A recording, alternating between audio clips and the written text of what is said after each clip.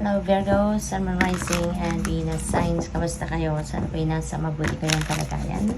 Welcome back po sa Star Tarot. Kung bago kayo dito, welcome din kayo. Thank you for your support. I truly appreciate it. God bless you all.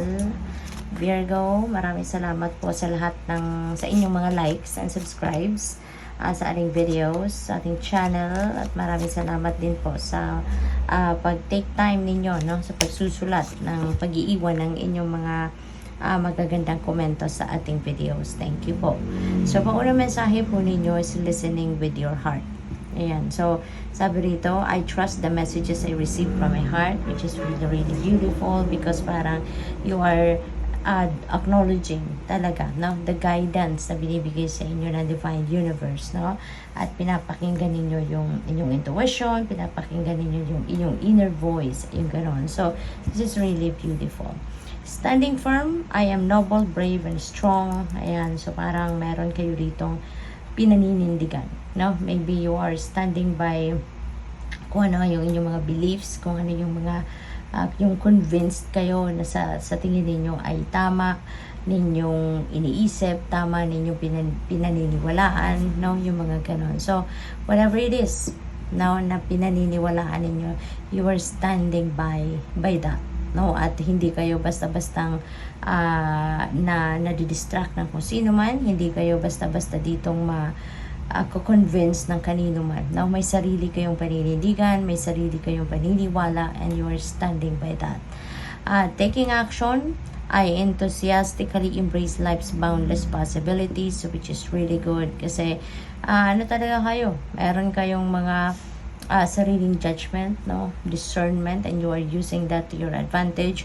And kung ano man yung mga pinaplano din ninyo, kung ano din yung nakikita ninyo na ikakabuti ninyo at ang inyong sitwasyon, you are also taking advantage of that sa ngayon na nare-recognize ninyo ang oportunidad na yan, and you are taking action, no? So ngayon, kumbisido kayo na this is what's best for me, this is what I'm going to do, yung ganon.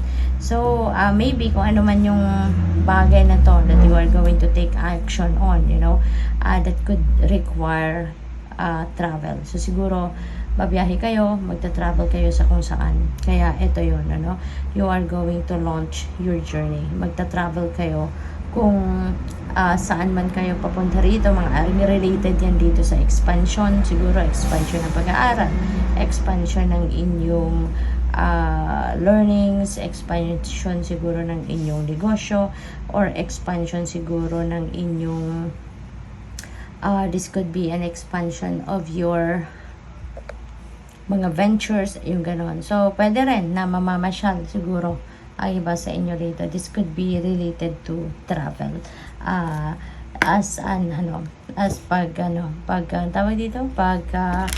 Pamamasyal or pag-visit siguro ng family or pag-visit ng mga lugar, no, na hindi pa ninyo napupuntahan. So, tignan natin kung ano pa ang mga mensahe para sa iyo sa ngayon.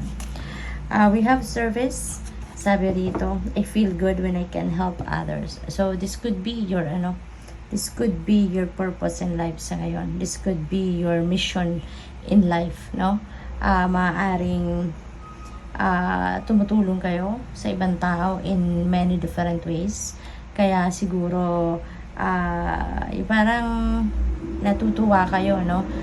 Masaya ang inyong pakiramdam. Maybe you are feeling joyful when you are helping other people in any way, no? So probably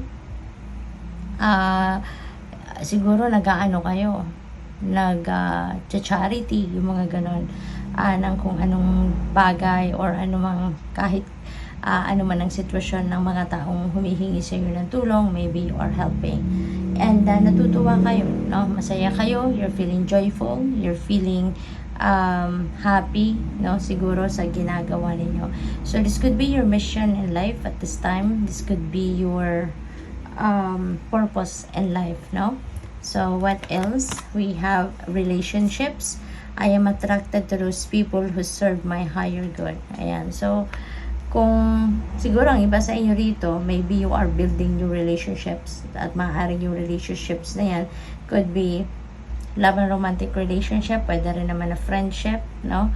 Maaring ganon, platonic friendship. So, maybe you are also going to nurture or cultivate kung ano man yung klaseng relationship na meron din kayo sa ngayon. So, possible din na yun ang focus ng iba sa inyo. So, what else? We have acceptance. Ayan. So, I am learning to accept the things that I cannot change. So, this is good. Kasi parang nagmamature na talaga kayo. Maybe you are emotionally becoming matured na ngayon, no? At marunong na kayong tumanggap ng kung ano ang sitwasyon. You are accepting entirely kung ano yung sitwasyon ng buhay, 'di ba? Or may mga instances, may mga situations sa buhay ninyo na maybe kailangan nyo nang tanggapin and wala na kayong hesitation, tatanggapin ninyo as it is, 'di ba? So, siguro din, dito, no? Talagang, nag-matured na kayo emotionally, kaya hindi na mahirap para sa iyo ang tumanggap ng kapalaran, diba? Yung ganon. So, what else? We have discipline, yan. So, self-discipline, I can accomplish what I set my mind to. So, maano na kayo ngayon, no? Tawag dito, malakas din yung pagpapaandar ninyo or pagpapagana ninyo ng inyong self-discipline, no? Sa ngayon, kung ano yung sinet ninyo sa isip ninyo na gusto ninyong gawin, kung ano yung sinet ninyo sa isip ninyo na kaya ninyong i-accomplish, you are going to definitely accomplish that. You are going to use your power, diba?